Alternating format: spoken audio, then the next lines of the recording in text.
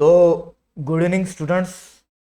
आज हम स्टार्ट करने वाले हैं एक फिजिकल केमिस्ट्री का नया चैप्टर जिसका नाम है some basic concept of chemistry. देखो, वैसे देखा जाए तो 11 के फिजिकल केमिस्ट्री में 5 चैप्टर्स है। एक चैप्टर है some basic concept of chemistry, दूसरा है स्ट्रक्चर ऑफ एटम, तीसरा है थर्मोडायनामिक्स, चौथा है केमिकल एंड आयोनिक इक्विलिब्रियम, और एक एनसीईआरटी के पार्ट 2 में है रेडॉक्स रिएक्शन। तो इतने 5 चैप्टर्स जो है वो फिजिकल केमिस्ट्री को आप केमिस्ट्री के है आपको 11 स्टैंडर्ड में। तो उसमें का पहला चैप्टर जो है जिसका नाम है some basic concept of chemistry, जो मैंने यहाँ पे हेडिंग डाल के रखा है, वो आज हम पढ़ने वाले हैं। तो चलो स्टार्ट करते। तो इस चैप्टर में फिजिकल केमिस्ट्री का सब बेसिक आने वाला है 11th और 12th का। तो ये चैप्टर एक वैसे देखा जाए तो बहुत ही इंपॉर्टेंट चैप्टर है। तो जब भी मैं पढ़ाऊँ, जितने भी पार्ट्स अपलोड होते रहेंगे उसके आप नोट्स बनाते चलिए। नोट्स बनाएंगे और उसको प्रैक्टिस करेंगे, सॉल्व करके देखेंगे, तब जाके आपके क्वेश्चंस बनेंगे।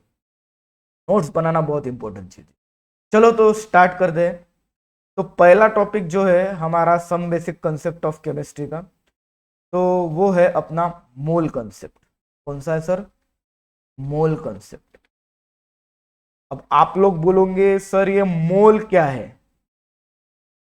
What is mole? What is mole? तो सुनिए, जैसे वेट एक क्या है? यूनिट है। तो वेट एक फिजिकल क्वांटिटी है, उसका यूनिट केजी, या आप मुझे फिजिक्स का ज्ञान मत दीजिए न्यूटन रहता सर वेट का। वेट ऐसा कुछ नहीं, केमिस्ट्री में वेट मास एक ही है। तो कहने का तात्पर्य वेट का यूनिट क्या है? केजी है। डिस्टेंस का यूनिट क्या है? मीटर है। टाइम का यूनिट क्या है? सेकंड है। तो वैसे ही केमिस्ट्री में किसी चीज को, या किसी चीज से बेहतर अपन वर्ड बोलेंगे किसी सब्सटेंस को। अब वो सब्सटेंस कौन सा भी हो सकता है। वो सब्सटेंस कंपाउंड हो सकता है, एटम हो सकता है, मॉलिक्यूल हो सकता है, कुछ भी हो सकता है। अब उस सब्सटेंस को मेजर करने के लिए एक अपने को क्या चाहिए था? यूनिट चाहिए था। तो कुछ ज्यादा बोलेंगे नहीं, समझ लेंगे। मोल को तुम बोलेंगे यूनिट। What is mole? तो mole is unit. Mole is unit.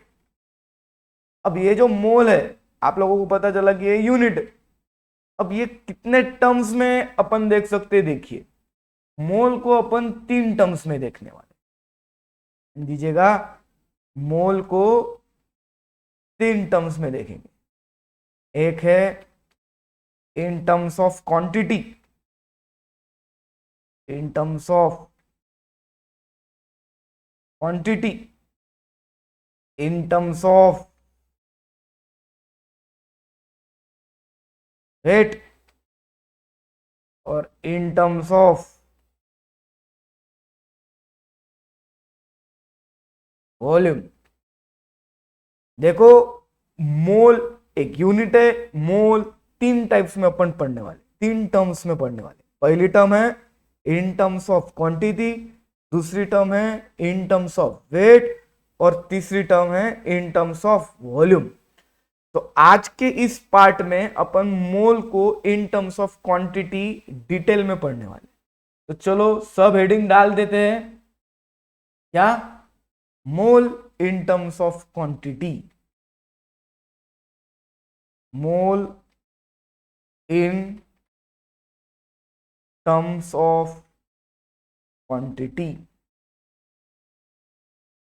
अब तुम बोलेंगे sir mole in terms of quantity रहती क्या है, समझाओ। तो क्वांटिटी बोलो, अमाउंट बोलो, एक ही चीज है। अमाउंट मतलब कितना। समझ में आ रहा है तुमको? अमाउंट मतलब क्वांटिटी कितनी है वो। देखो, जैसे एक डजन में क्वांटिटी कितनी रहती है? तुम लोग बोलेंगे सर एक डजन में क्वांटिटी रहती है 12। तो बस कुछ नहीं, सब सेम इसकी जैसा ही। एक मोल में क्वांटिटी रहती है एन। एन से पहले मैं समझा दूंगा उसकी क्वांटिटी कौन सी है? 6.022 इंटू 10⁻23 क्वांटिटी। जैसे एक डजन में 12 क्वांटिटी रहती है, वैसे ही एक मोल में क्वांटिटी कितनी रहती है? 6.022 इंटू 10⁻23। मतलब मैंने अगर बोला एक मोल ऑफ कैल्शियम, तो तुम लोग बोलेंगे एक मोल कैल्शियम में कितने एटम्स है? 6.022 इंटू 10⁻23 एटम्स है। अब इतनी क्वांटिटी बोलेंगे तो एटम्स किसके होंगे? ऑफ कोर्स कैल्शियम के होंगे। और एग्जांपल मैंने बोला तुमको 1 मोल ऑफ H2O अगर मैंने बोला, तो तुम क्या बोलोगे? पानी के कितने मॉलिक्यूल्स होंगे? 6.022 इंटू 10⁻23 मॉलिक्यूल्स होंगे। किसके? वाटर के। तो कहने का तात्पर्य, जैसे एक डजन में 12 क्वांटिटी होती है, वैसे ही एक मोल में क्वांटिटी कितनी होती है? 6.022 इंटू 10⁻23 क्वांटिटी होती है। अब हर बार ये क्वांटिटी बोलना लेंदी हो रहा था, तो इसीलिए ये 6.022 इंटू 10⁻23 क्वांटिटी को क्या बोला गया? Na बोला गया। क्या बोला गया? Na। अब Na मतलब क्या? Avogadro number. Na मतलब एवोगैड्रोस नंबर। तो किसी ने भी पूछा व्हाट इज 1 मोल, तो तुम पूछेंगे 1 मोल किसके टर्म्स में बताना है? तो अगर उसने बोला 1 मोल इन टर्म्स ऑफ क्वांटिटी बता कितना होगा, तो तुम क्या बोलेंगे? एक मोल में क्वांटिटी कितनी रहती है भैया? 6.022 इंटू 10⁻23 क्वांटिटी रहती है। ओके, देखो तुमने इसी के ऊपर अभी एक बेसिक सा सवाल ले लेते हैं, तो तब जाके तुमको थोड़ा सा क्लियरिटी आ जाएंगी। ध्यान दीजिएगा। अगर मैंने सपोज सवाल ले लिया है, if 3.011 into 10⁻23 atoms of silver is taken as sample,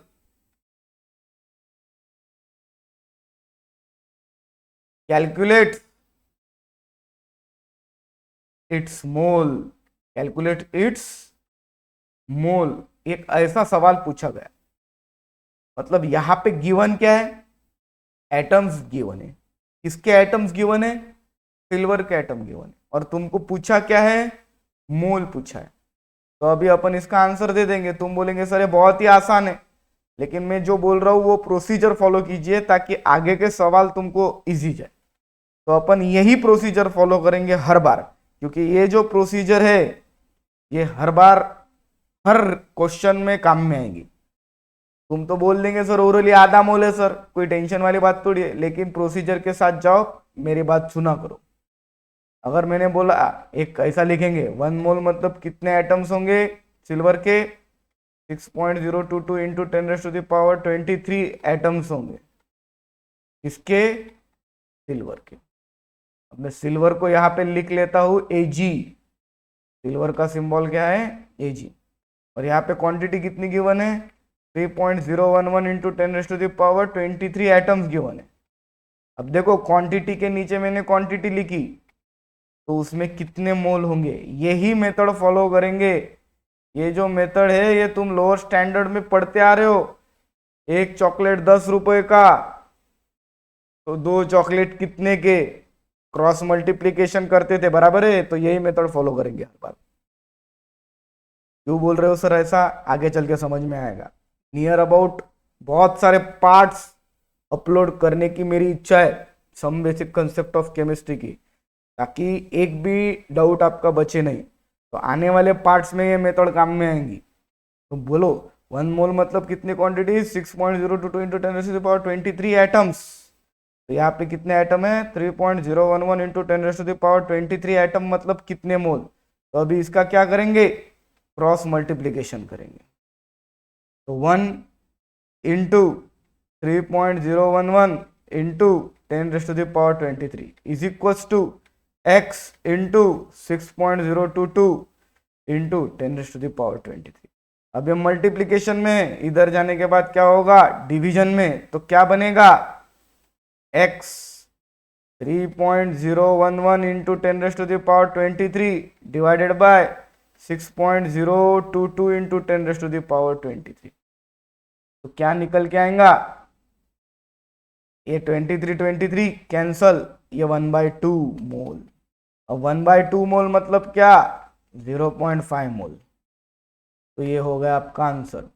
मतलब सवाल पूछा गया है कि 3.011 इंटू 10⁻23 एटम सिल्वर के गिवन है, तो मोल फाइंड करो। तो अपन लिख लेंगे, अपने को एक रेफरेंस पता है, एक मोल में इतनी क्वांटिटी है, तो आपने क्वांटिटी दी है, कितनी क्वांटिटी दी है, 3.011। तो बराबर क्वांटिटी के नीचे क्या लिखेंगे, तुम क्वांटिटी लिखेंगे और ढूंढेंगे क्या, मोल। देखो मैंने वहीं पे वैसे ही किया, एक मोल मतलब इतनी क्वांटिटी, तो इतनी क्वांटिटी मतलब कितने मोल, क्रॉस मल्टीप्लीकेशन किया, आंसर निकाला। यही मेथड लाजवाब मेथड है, हर एक क्वेश्चन इसी मेथड से बनेंगे, ट्रस्ट मी। और एक सवाल, और एक सवाल, अगर मैंने लिखा if 2.5 mole of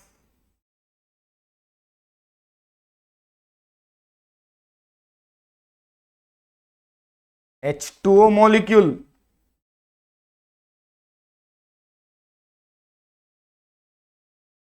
is absorbed by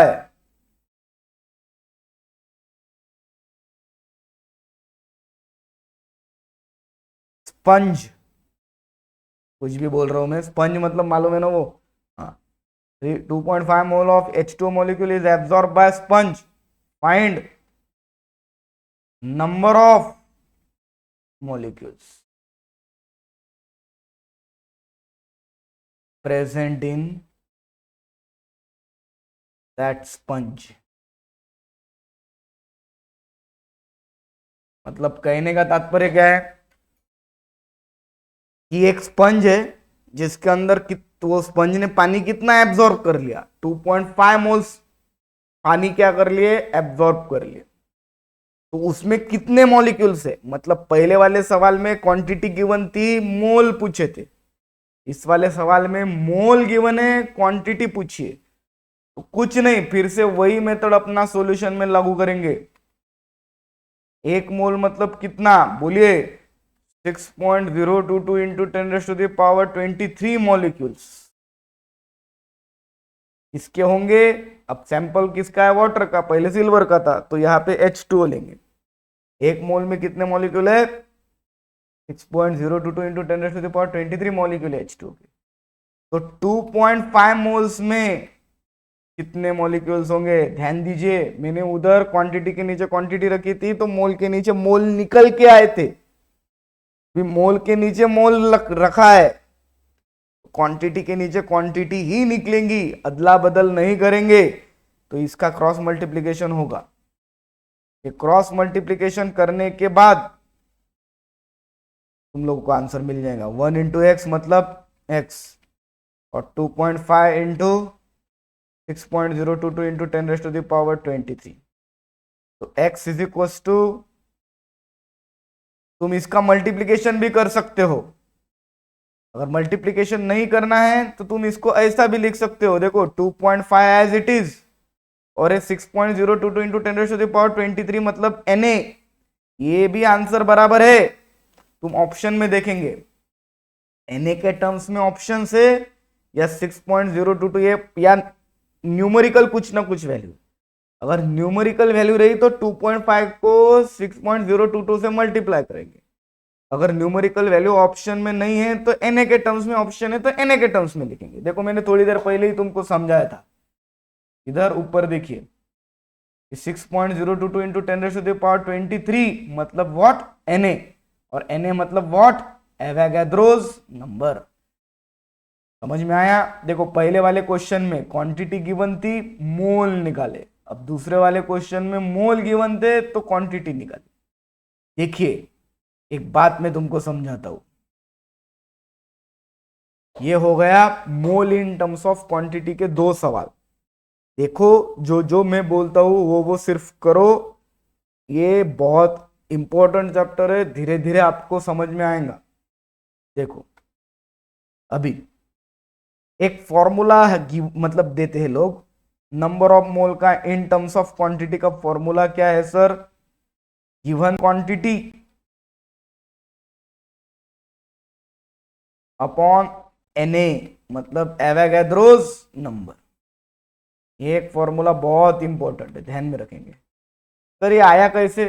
कुछ टेंशन वाली बात नहीं। देखो number of mole is equal to given quantity upon Na। अब यही सवाल जो है ऊपर वाला, ये अपन ने कौन से मेथड से सॉल्व किया था? ये मेथड 1 से सॉल्व किया लेट्स से। आओ इसी सवाल को अपन मेथड 2 से सॉल्व करेंगे। कौन से? वो फॉर्मूला वाली मेथड जो मैंने तुमको बताई। कौन सी? क्या ढूंढने हैं अपने को? फॉर्मूला क्या है? मोल ढूंढने, क्वांटिटी गिवन है, फॉर्मूला अपने पास है। ये मेथड 2, ठीक है। मेथड 2 देखो, फॉर्मूला देखो, number of mole is equal to given quantity upon Na। Given quantity कितनी है बोलो? 3.011 इंटू 10⁻23 और Na मतलब 6.022 इंटू 10⁻23। ये कैंसल, नंबर ऑफ मोल कितने निकल के आ गए? Half mole. तुम बोलेंगे सर ये मेथड तो बहुत ही बढ़िया है, डायरेक्ट फॉर्मूले में डाल दो। फॉर्मूला क्या है? Number of mole is equal to given quantity upon Na। Quantity डाल दो, Na की वैल्यू मालूम है 6.022 इंटू 10⁻23, नंबर ऑफ मोल निकल के आ जाएंगे। ये इतने झमेले काय को करने पड़ रहे सर? ये क्रॉस मल्टीप्लीकेशन, ये वो। मैं फिर से बोल रहा हूं, ऐसे फॉर्मूले तुमको ध्यान में रखने हैं, लेकिन ये जो मेथड मैंने बोली है वो हर जगह पे काम पे आएंगी। फॉर्मूला ये वाला इसी जगह पे काम में आएगा इन टर्म्स ऑफ क्वांटिटी वाले, लेकिन ये वाली मेथड हर जगह पे काम पे आएंगी, तुमको आगे समझेगा। चलो क्या है फॉर्मूला?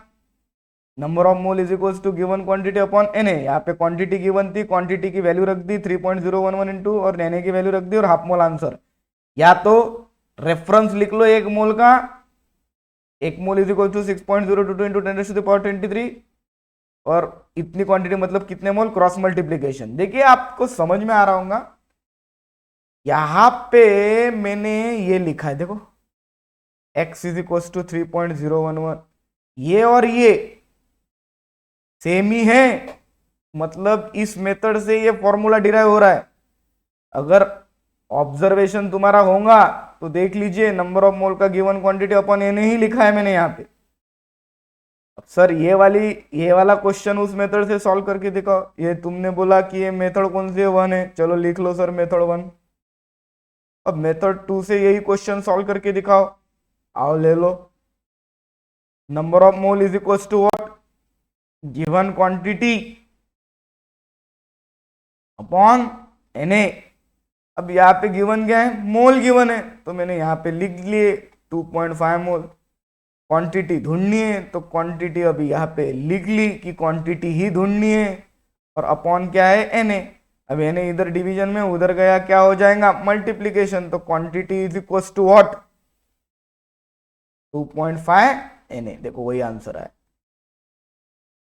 Na की वैल्यू 6.022 इंटू 10⁻23 रख के आगे भी सॉल्व कर सकते हो, वो डिपेंड करेगा तुम्हारा ऑप्शन कैसा है। समझ में आ रहा है ना तुम लोगों को?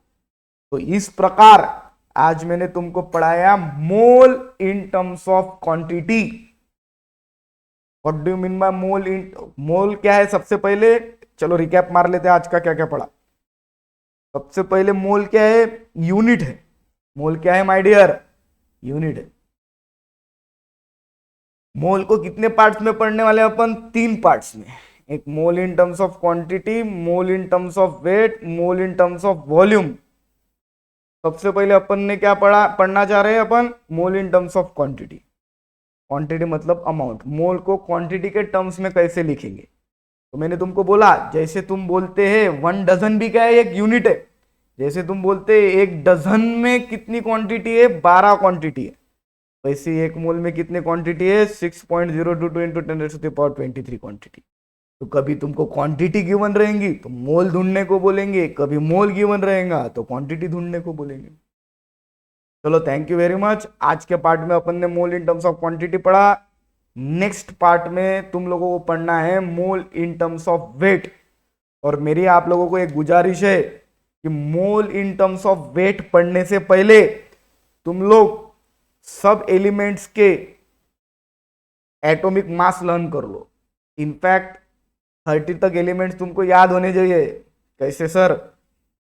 Hydrogen, helium, lithium, beryllium, boron, carbon, nitrogen, oxygen, fluorine, neon, sodium, magnesium, aluminium, silicon, phosphorus, sulphur, chlorine, argon, potassium, calcium, scandium, titanium, vanadium, chromium, manganese, iron, cobalt, nickel, copper, zinc. ऐसे 30 तक एटलीस्ट एलिमेंट याद करो।